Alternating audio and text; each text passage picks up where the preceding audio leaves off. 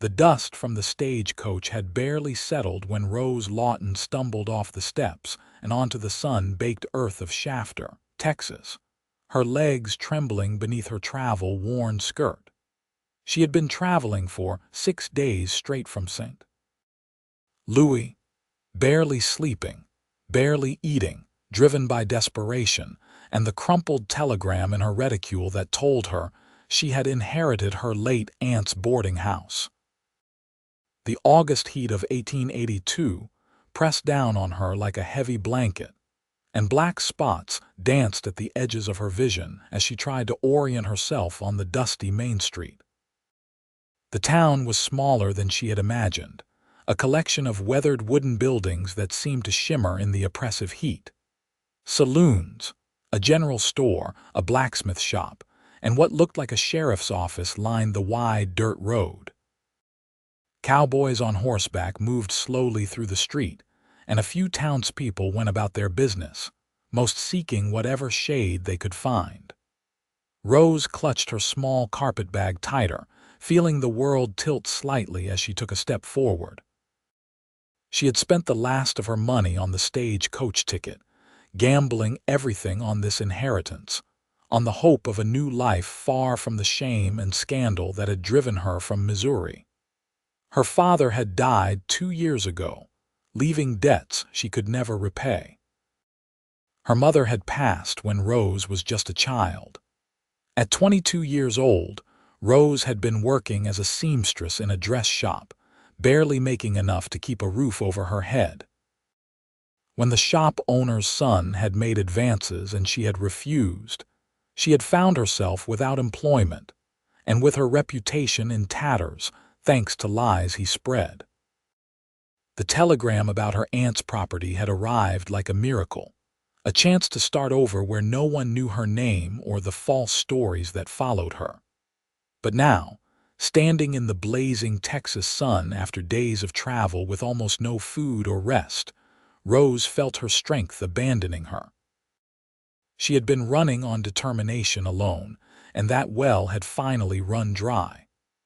The boarding house was supposed to be on the edge of town, but she could not quite focus enough to remember the address.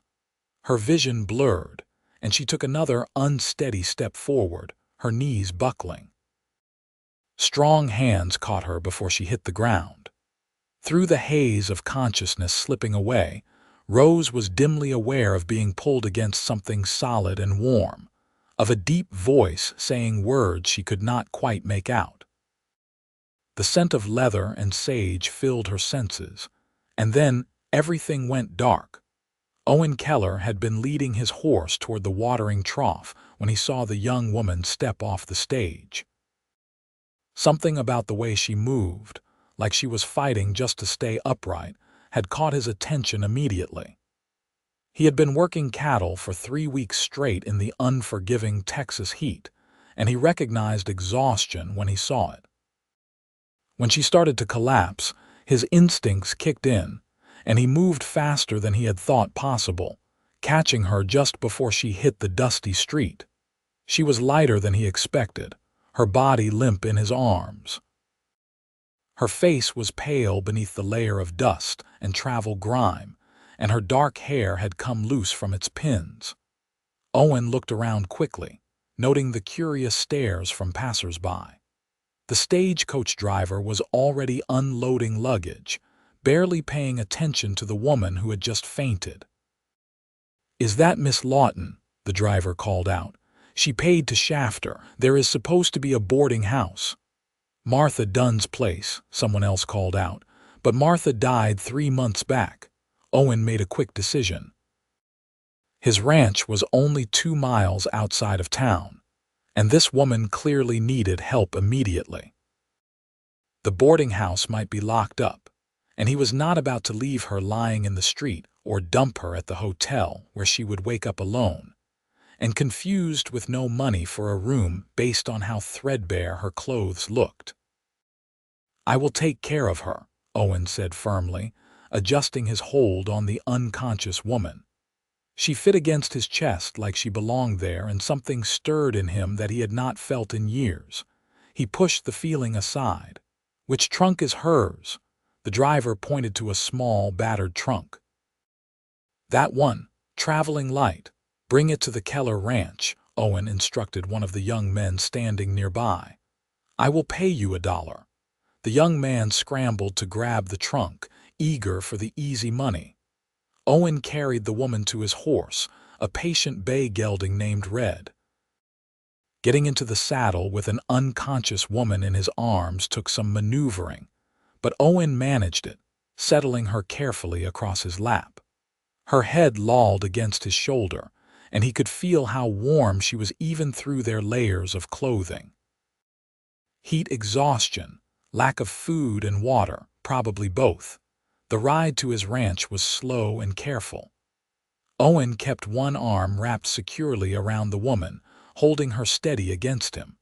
She did not stir the entire way, which worried him more than he wanted to admit. He found himself looking down at her face, studying the delicate features, the dark lashes against pale cheeks, the curve of her lips. She was beautiful, even in her current state, but more than that. There was something about her that called to him on a level he did not quite understand. His ranch house came into view, a sturdy wooden structure he had built himself 5 years ago when he had finally saved enough money to buy his own land. It was not fancy, but it was solid and comfortable, with a good well, a barn for his horses, and enough grazing land for a modest herd of cattle. He had worked hard to build this life, and he was proud of what he had accomplished at 28 years old. Owen dismounted carefully, keeping the woman secure in his arms, and carried her up the steps to his front porch. The door was unlocked, as it usually was this far from town. Inside, the house was dim and cooler than outside, the thick walls keeping out the worst of the heat. He carried her straight to his bedroom, the only real bedroom in the house, and laid her gently on his bed. For a moment, Owen stood looking down at her, his heart doing something strange in his chest. She looked so vulnerable lying there, and he felt a fierce surge of protectiveness that surprised him with its intensity. He shook his head, trying to clear it.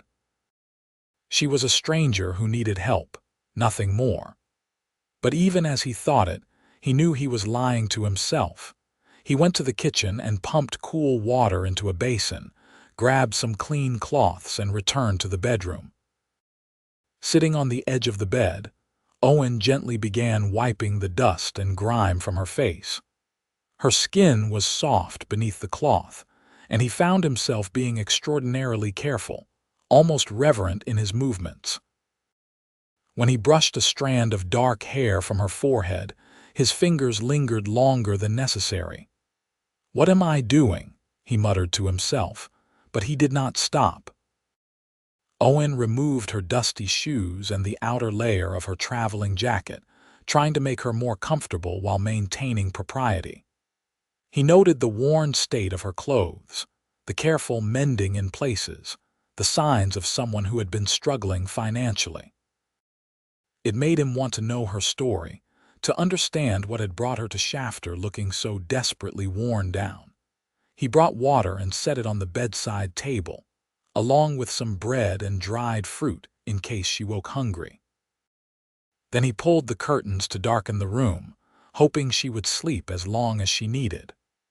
Owen stood in the doorway for a long moment, looking back at the woman in his bed, before finally forcing himself to leave and attend to his horse and the evening chores. It was dark outside when Rose finally opened her eyes. For several confused moments, she had no idea where she was. This was not the stagecoach, not a hotel, not anywhere she recognized. The room was dark except for lamplight coming from beneath the door, and she was lying in a real bed with clean sheets. Her shoes were gone, and someone had removed her jacket. Panic fluttered in her chest, as the last thing she remembered was stepping off the stage into overwhelming heat and weakness. Rose sat up slowly, her head spinning slightly. She still felt exhausted, but no longer quite so close to collapse. There was water on the table beside the bed, and she grabbed the glass gratefully, drinking deeply. The cool water was the most delicious thing she had ever tasted, and she drained the glass before noticing the food. Her stomach growled painfully, reminding her she had not eaten a proper meal in days. She picked up a piece of bread and ate it slowly, trying not to make herself sick by eating too fast. Where was she? Who had brought her here? Rose looked around the room more carefully, noting the masculine simplicity of it, the work clothes hanging on a peg, the worn boots by the door. A man's room. Her heart began to race. What had happened? She felt no pain, no sense that anything untoward had occurred, but fear crept in nonetheless. She had heard stories of what could happen to unprotected women in the West. Before her panic could truly take hold, there was a gentle knock on the door. "Miss, are you awake?" I saw the lamplight under the door. The voice was deep and warm, and something about it made her feel unexpectedly safe. "Yes," Rose called out, her voice rough from disuse. "I am awake. May I come in? I will leave the door open. I just want to make sure you are all right." Rose pulled the light blanket over herself. "Yes, please." The door opened, and a tall man stepped into the doorway, lamplight behind him casting his face in shadow for a moment before he moved closer. Rose's breath caught.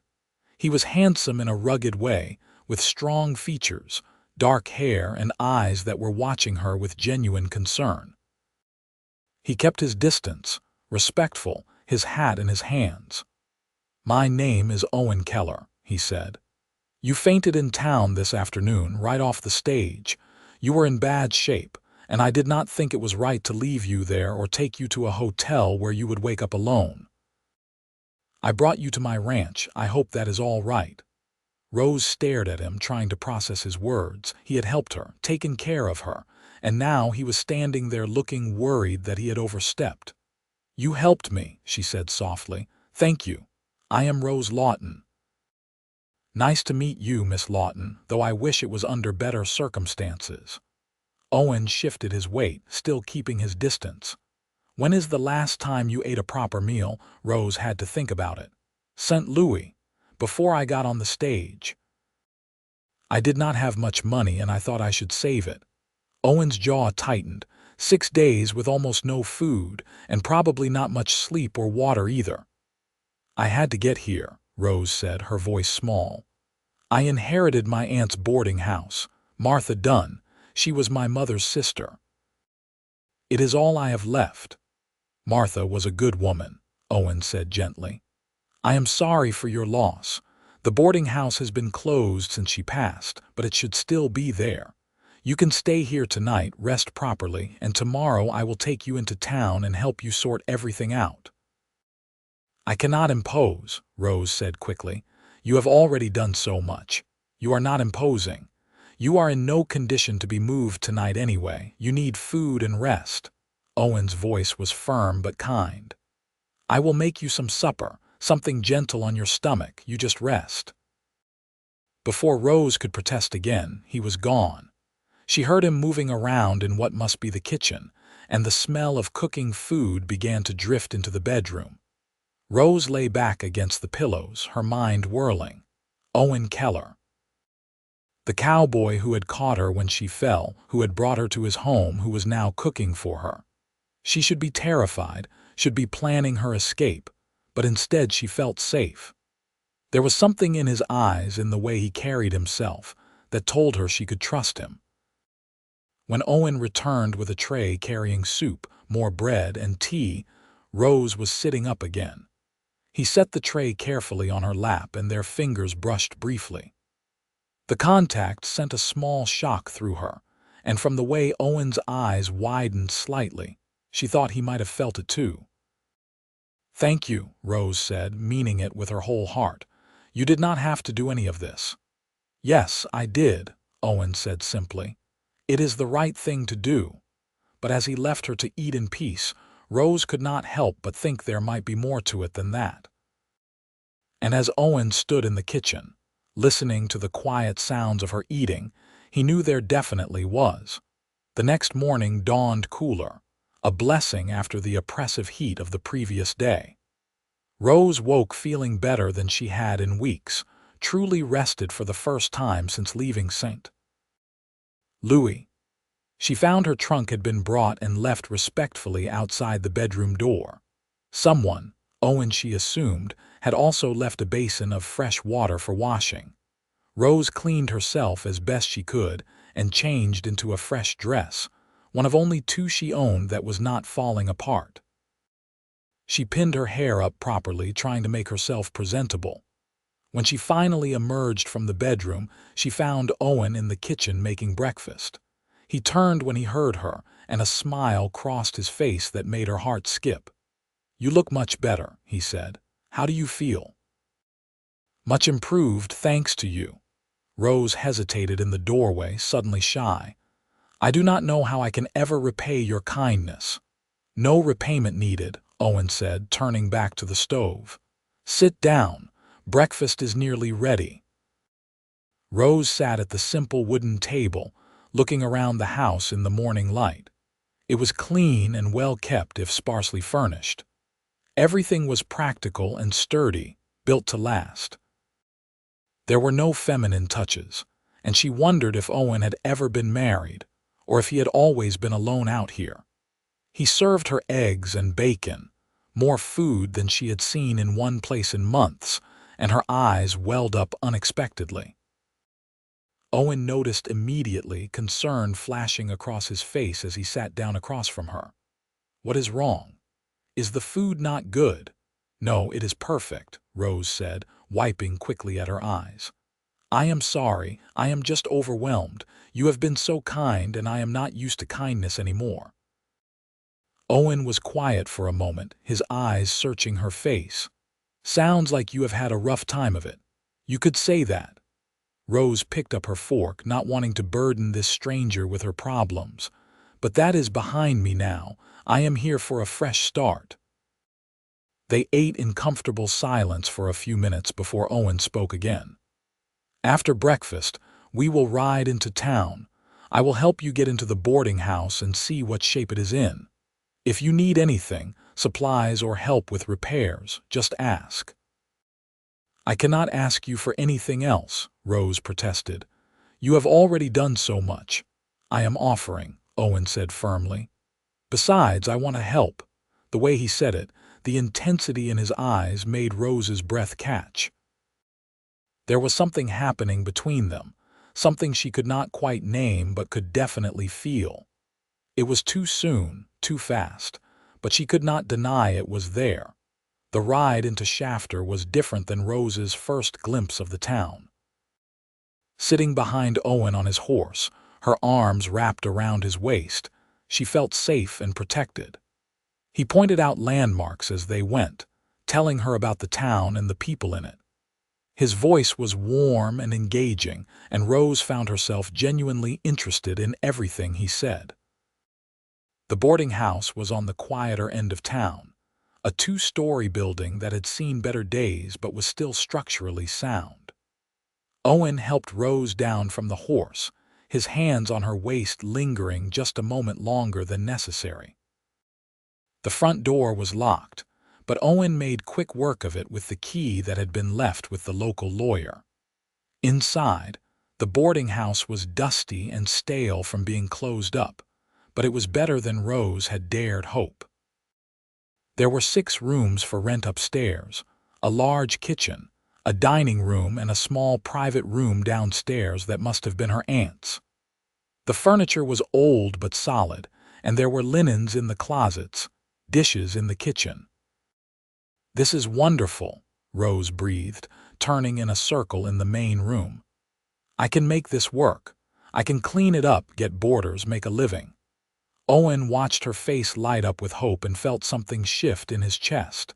He wanted to see that expression every day. Wanted to be part of making her dreams come true. It was crazy, he barely knew her, but the feeling was undeniable. "You will need supplies," Owen said. "Cleaning supplies, food, probably some repairs done. Let me help you get started." "Owen, I cannot," Rose said, turning to face him. I have no money to pay you back right now. Everything I had went to getting here.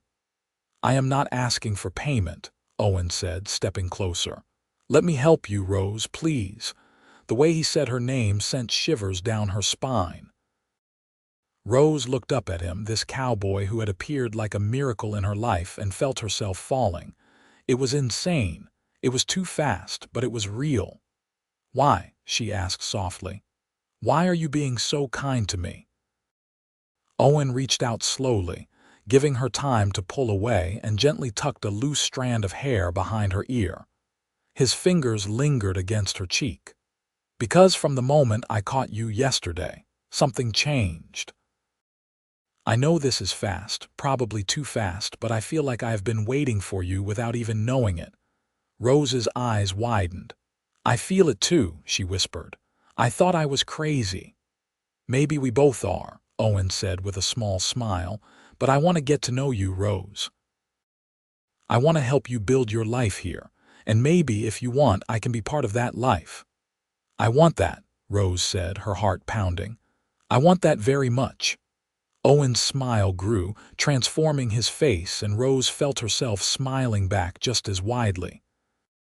They stood there grinning at each other like fools until Owen finally broke the moment with a soft laugh. All right then. Let me get you set up with some supplies. The general store is just down the street. They spent the rest of the morning getting everything Rose needed to start cleaning and preparing the boarding house. Owen introduced her to the shopkeeper, to several townspeople, making it clear through his presence and protection that Rose had his support. In a small town like Shafter, that meant something. People treated her with respect and friendliness, welcoming her as Martha's niece, and as someone Owen Keller vouched for. By afternoon, Rose was scrubbing floors and washing windows while Owen repaired a broken step and fixed a door that would not close properly. They worked side by side, falling into an easy rhythm, talking and laughing. Rose told him about her life in St. Louis, the good parts and eventually, hesitantly, the bad parts too. Owen listened without judgment, his expression darkening when she told him about losing her job and her reputation over lies. That man is a coward, Owen said flatly. You deserve better than that. I am here now, Rose said, wringing out a washcloth. That is what matters. You are here now, Owen agreed, his eyes warm on her. And I am very glad you are. The next few weeks fell into a pattern that felt both natural and extraordinary. Owen came by the boarding house every day, helping Rose with repairs and improvements. She protested at first, insisting she could not take up so much of his time, but Owen brushed off her concerns. His ranch work was flexible, he said, and he wanted to be there. The truth was, Owen could not stay away. Every day he found himself drawn back to the boarding house, to Rose, like she was magnetic north, and he was a compass. He loved watching her transform the dusty, closed-up building into a welcoming home. She worked tirelessly, her determination and strength showing through in everything she did. She hung new curtains, polished the furniture, planted flowers in the boxes outside. The boarding house came alive under her care, and so did Owen's heart. Rose felt the same pull. She found herself listening for Owen's footsteps on the porch, her heart lifting every time he appeared. He was unfailingly kind, patient, and thoughtful.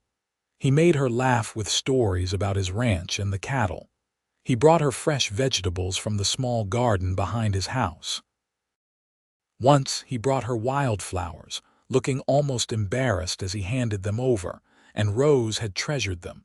Keeping them in water on the kitchen table until the last petal fell, they talked for hours, learning each other's histories, dreams, fears. Owen told her about growing up as a ranch hand son, working hard and saving every penny to buy his own land. He spoke of the loneliness of building his ranch alone, of wondering if he would ever find someone to share his life with. Rose shared her own loneliness, the years of struggling after her father's death, the betrayal that had driven her from St. Louis.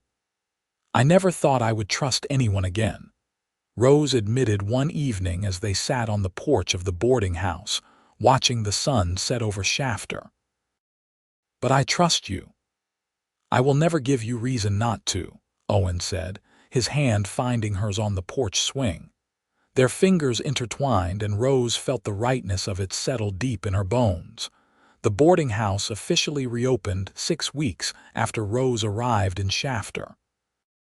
She had 3 boarders immediately: an elderly gentleman who worked at the land office, a young couple new to town, and a schoolteacher. Rose was an excellent cook and housekeeper, and word spread quickly that Martha Dunn's niece ran a good, respectable establishment. Owen could not have been prouder if it had been his own business. He attended Rose's reopening day, helping serve the welcome dinner she prepared for her new boarders. Afterward, when everyone had retired to their rooms, Owen helped Rose clean up the kitchen. "You did it," he said softly, watching her put away the last of the dishes. "Built a life here." "We did it," Rose corrected, turning to face him. "I could not have done any of this without you, Owen. You saved me in every possible way." Owen stepped closer, his hands coming up to cradle her face gently. "Rose Lawton, I know we have not known each other long, but I need you to know something. When I caught you that day when you fainted in my arms, something in me recognized something in you. Like my soul had been searching and finally found home. These past weeks have only confirmed it. I am falling in love with you. Maybe I already have fallen." Tears filled Rose's eyes, happy tears this time. "I love you too," she whispered. "I think I started falling the moment I woke up in your house and felt safe for the first time in years." Owen kissed her then, soft and sweet, a promise and a beginning. Rose melted into him, her arms wrapping around his neck, and for a long moment the world fell away. There was only Owen, his warmth, his strength, his love. When they finally broke apart, both breathless and smiling, Owen rested his forehead against hers. "I want to court you properly," he said. "I want to do this right. I want everyone to know that you are mine and I am yours." "Everyone already knows," Rose said with a laugh. "The whole town has been watching us and waiting for something to happen." "Let them watch," Owen said. "I want to marry you, Rose. When you are ready, when the time is right, I want you to be my wife." "Yes," Rose said simply. "Whenever you ask, the answer will be yes." Owen courted Rose with old-fashioned determination. He took her on picnics outside of town, showed her the beautiful spots along the creek that ran through his property. He brought her to Sunday services and sat beside her, his presence declaring to everyone that they were together. He was patient with her, never pushing, always respectful, even though the desire between them was palpable. Rose blossomed under Owen's attention and love. The exhausted, frightened woman who had stumbled off the stage was gone, replaced by someone confident and joyful. She thrived running the boarding house, taking pride in her work and her independence. But more than that, she thrived in Owen's love, soaking up his affection and giving it back tenfold. 3 months after Rose arrived in Shafter, on a clear October evening when the heat had finally broken and the air was cool and perfect, Owen took Rose out to his ranch. He had prepared a special dinner, setting up a table under the stars near the creek. Lanterns hung from tree branches, casting warm golden light, and Rose gasped when she saw it. "Owen, this is beautiful," she breathed. "You are beautiful," Owen said, helping her sit down. "I wanted tonight to be special." They ate slowly, savoring both the food and each other's company. When the meal was finished, Owen stood and walked around the table, dropping to one knee in front of Rose. Her hands flew to her mouth, tears already forming. Rose Lawton, Owen said, pulling a simple gold band from his pocket. You came into my life like a miracle. You were exhausted and lost, and I caught you, but the truth is you caught me just as much. You have made me happier than I ever thought possible. You have given my life meaning and purpose beyond anything I had before. I want to spend every day for the rest of my life making you as happy as you make me. Will you marry me? Yes, Rose sobbed, holding out her shaking hand. Yes, yes, 1,000 times yes. Owen slipped the ring onto her finger and stood, pulling her into his arms and kissing her deeply. Rose clung to him, joy flooding through her so intensely she thought she might burst from it. This cowboy, this wonderful man who had carried her home and called her his from the very beginning, was going to be her husband. They were married 3 weeks later in the small church in Shafter, with what seemed like the whole town in attendance.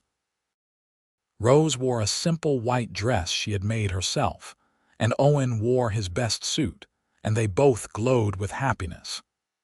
The elderly boarder gave Rose away, and the schoolteacher sang beautifully during the ceremony. When the preacher pronounced them husband and wife, Owen kissed Rose like she was the most precious thing in the world, because to him, she was. The boarding house continued to operate successfully. Rose hired a young widow to help manage it while she divided her time between the business and Owen's ranch, which was now their ranch. Owen had insisted they were equal partners in everything, and Rose had fallen in love with him all over again for it. Their first year of marriage was blissful. They worked side by side, building their life together. Owen expanded his cattle operation and Rose expanded the boarding house, adding 2 more rooms. They saved money carefully, planning for their future. At night, they held each other close, still marveling at how lucky they were to have found each other. When Rose discovered she was pregnant the following spring, Owen's reaction was everything she could have hoped for. He picked her up and spun her around, then immediately set her down carefully, worried he might hurt her. She had laughed at his overprotectiveness, but loved him for it too. Their son was born in February of 1884, a healthy baby with dark hair and his father's eyes. They named him James Owen Keller, and Owen cried when he held his son for the first time, overwhelmed with love and gratitude. Rose watched her husband cradle their baby with such tenderness and knew she had chosen well. This man, this cowboy who had caught her when she fell, was going to be an amazing father. James was followed 2 years later by a daughter, Emma Rose, who had her mother's dark hair and sweet smile. Owen was just as tender with his daughter as he had been with his son, and Rose loved watching him play with their children, his strong, capable hands so gentle with their little ones. The boarding house continued to thrive under the management of the widow Rose had hired, a woman named Catherine who became a dear friend. The business provided steady income that allowed Owen to take some risks with the ranch, buying better breeding stock, improving his land. Everything they touched seemed to flourish, as if their love created prosperity wherever it went. On their 5th wedding anniversary, Owen surprised Rose with an addition he had been secretly building onto their ranch house. A proper bedroom for them and separate rooms for the children, expanding their home to accommodate their growing family. Rose cried happy tears, as she still sometimes did when Owen did something particularly thoughtful. "I want us to have room to grow," Owen said, holding her close. "Maybe more children if we are blessed. I want to grow old here with you, Rose. I want to watch our children grow up, have children of their own. I want everything with you." "You have me," Rose said, touching his face tenderly. "You have had me from the moment you caught me. I am yours, Owen Keller, for the rest of my life and beyond." Their life was not without challenges. There were hard years when cattle prices dropped, when drought threatened their livelihood. There were illnesses and injuries, the normal trials of life in the West. But they faced everything together, their love and partnership seeing them through the difficult times and making the good times even sweeter. James grew into a strong, kind boy who loved working with his father on the ranch. Emma was bright and curious, always asking questions and wanting to help her mother. When Rose discovered she was pregnant again at 32, she and Owen were delighted, even though they had thought their family was complete. Their third child, a son they named Thomas, arrived healthy and loud, and his older siblings doted on him. The boarding house became one of the most successful businesses in Shafter. Rose's reputation for running a clean, respectable, comfortable establishment spread throughout the region. She employed 3 people now, giving work to women who needed it, remembering what it was like to be desperate for a way to support yourself. Owen was proud of her business acumen and her kind heart in equal measure. On the 10th anniversary of the day Rose had fainted in Owen's arms on the dusty street of Shafter, they recreated that first dinner under the stars that Owen had prepared when he proposed. Their children were spending the night with Catherine at the boarding house, giving Owen and Rose a rare evening alone. "You remember how scared I was?" Rose asked, leaning against Owen as they sat under the lantern light. "How lost and alone I felt. I remember thinking you were the most beautiful thing I had ever seen," Owen said, kissing her temple. "Even covered in dust and half dead from exhaustion, I looked at you and knew my life was about to change." "You changed my life," Rose said. "You saved me, Owen." "In every way a person can be saved." "We saved each other," Owen corrected gently. "I was alone before you, Rose. I had my ranch and my work, but I did not have a life, not really. You gave me that. You gave me love, a family, a reason to build something lasting." Rose turned to kiss him properly, and the love between them was as strong as it had been in the beginning, maybe stronger for having weathered life's storms together. They made love under the stars that night, in the same spot where Owen had proposed, and Rose thought about how far they had come from that August day in 1882. Their children grew and thrived. James eventually took over much of the ranch work, proving himself a capable cattleman by 16. Emma declared she wanted to be a teacher like the woman who had sung at her parents' wedding, and Owen and Rose supported her dream, saving money for her education. Thomas was still young, but showed signs of having his mother's business sense. The boarding house continued to be profitable, providing financial security for their family. Rose had saved and invested wisely, and by the time she was 40, she owned not just the boarding house but 2 other properties in Shafter that she rented out.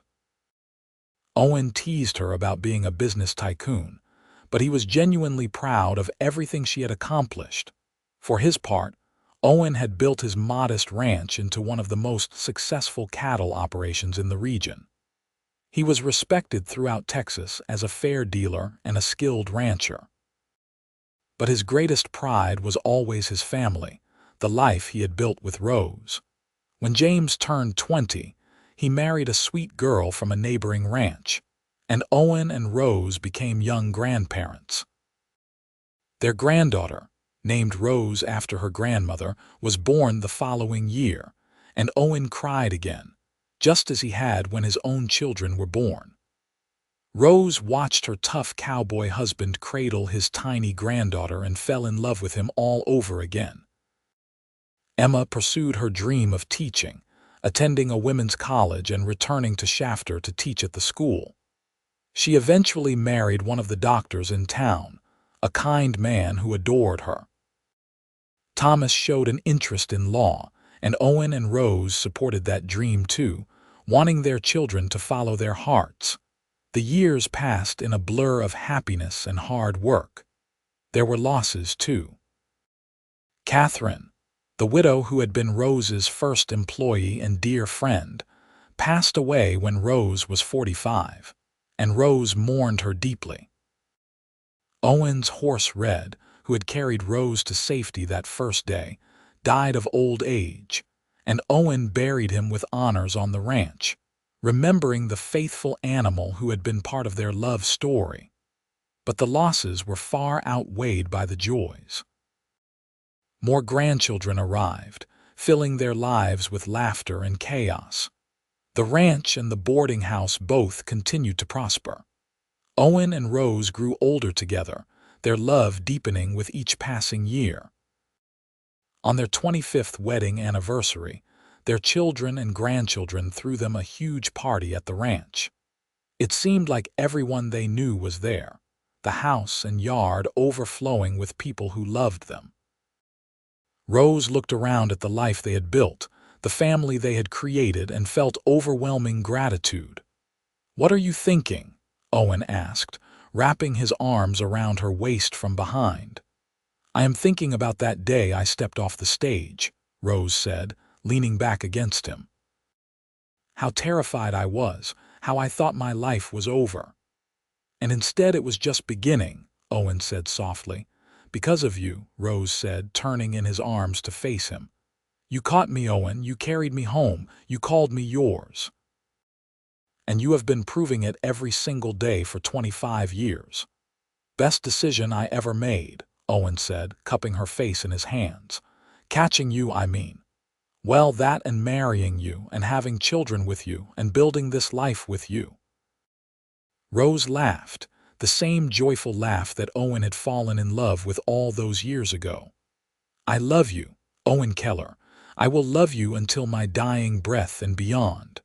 And I love you, Rose Keller, my Rose who I caught when she fell and who caught me right back." They kissed then, surrounded by their family and friends, and the love between them was as bright and strong as it had been on that October evening when Owen had proposed under the stars. The years continued to roll by. Owen and Rose grew old together, their hair turning gray, their faces gaining the lines of a life well lived. They slowed down eventually, letting their children take over more of the work. James ran the ranch with his father's skill and wisdom. Emma's teaching career flourished, and she became the head teacher at the school. Thomas became a lawyer and eventually a judge, serving justice with the same fairness his father had always shown.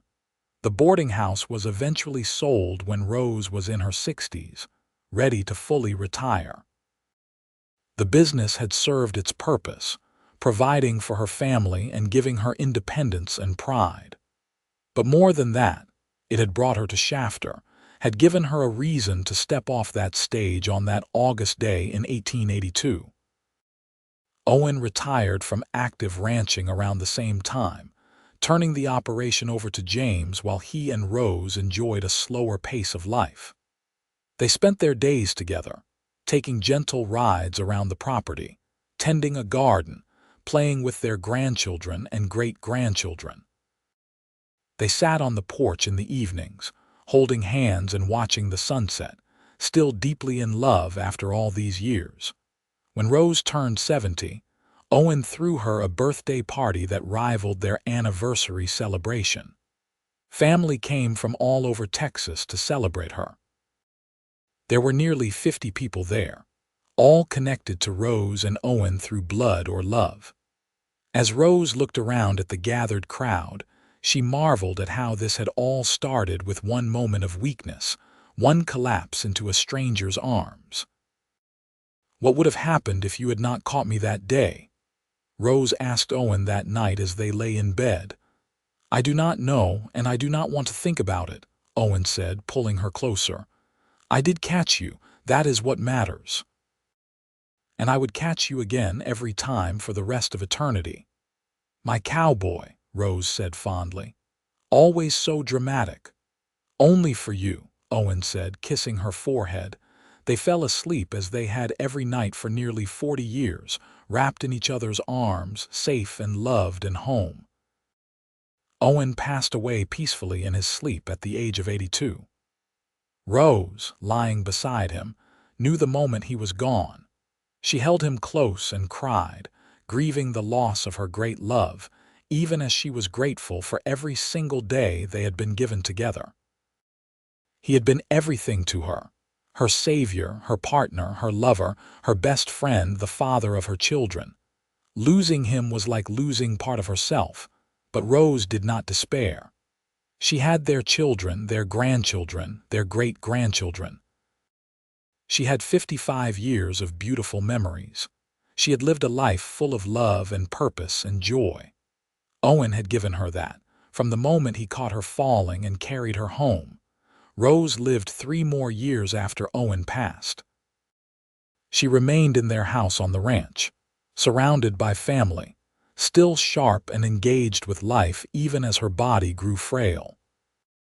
She told stories about Owen to the youngest generation who had not known him well, making sure they understood the kind of man their grandfather and great-grandfather had been.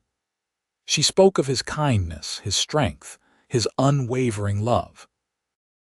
On a warm August afternoon, almost exactly 58 years after she had arrived in Shafter, Rose sat on the porch with several of her great-grandchildren. They were asking her to tell them again the story of how she and great-grandfather Owen had met. Rose smiled, her eyes distant with memory. "I stepped off the stage into the most terrible heat," she began, as she had begun the story countless times before. "I was exhausted and scared and alone. I thought my life was over, but then I started to fall and strong arms caught me. Your great-grandfather caught me. And he carried me home and called me his, and that was the beginning of the most beautiful life I could have imagined." "Did you love him right away?" one of the little girls asked. "Almost right away," Rose said honestly. "It was not what I expected, but sometimes the best things are not. He was my miracle, sent exactly when I needed him, and I like to think I was his miracle too." That night, Rose passed away peacefully in the same bed where she had slept beside Owen for so many years. Her family mourned her deeply, but took comfort in knowing she was with Owen again, that they were together as they were always meant to be. Rose was buried beside Owen in the cemetery on a hill overlooking the ranch they had built together. Their headstone was simple but beautiful, reading, "Owen and Rose Keller." He caught her when she fell, and they spent a lifetime catching each other. The ranch stayed in the family, passed down through generations. The boarding house building in Shafter stood for many more decades, a testament to Rose's hard work and determination. And the story of the exhausted woman who fainted on the street and the cowboy who caught her became a family legend, told and retold, a reminder of how love can transform everything, how one moment of kindness can change the course of entire lives. James, now an old man himself, standing at his parents' grave years after Rose's death, thought about that story. His father had told him once that catching Rose had been the easiest decision he ever made, as natural as breathing. And his mother had said that trusting Owen enough to let him help her had been the hardest and best decision of her life. 2 people, lost and lonely in their own ways, finding each other in a dusty Texas town. A moment of weakness that became a moment of strength. A simple act of kindness that blossomed into a love story for the ages. Owen had carried Rose home that day, but in truth, they had carried each other through every day after, through joy and sorrow, through triumph and trial, through life and eventually into death. Their love had created a family, a legacy, a story that would be told for generations. And it had all started with a woman fainting from exhaustion and a cowboy who caught her, carried her home, and called her his, just as they were always meant to be.